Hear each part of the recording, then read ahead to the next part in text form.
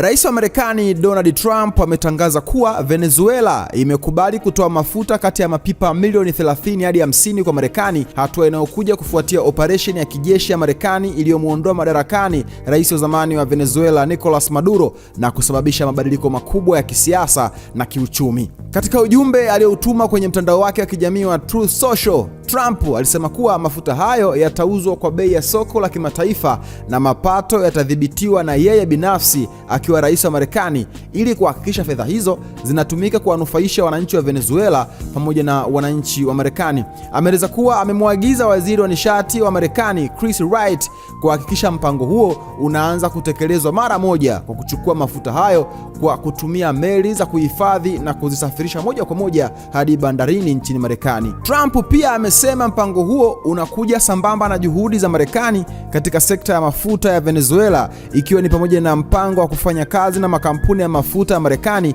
kama ExxonMobil, Chevron pamoja na ConocoPhillips ili kusaidia kuokoa na kuendeleza tasnia ya mafuta ya nchi hiyo baada ya miaka ya karibuni kudidimia.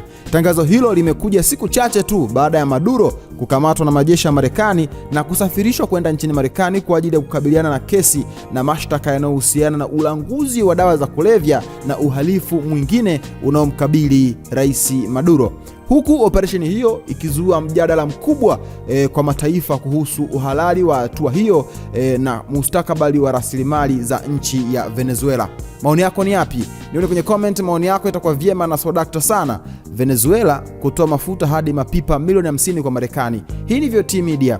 Wakati wote sisi tumechangamka. Hamasa ni kuendelea kusubscribe katika YouTube channel ya kwetu. Subscribe, like, comment, share kwa ndugu jamaa na marafiki, ili siku zote wasiweze kupitwa na taarifa zote muhimu ambazo zinakuwa zinatoka kwetu.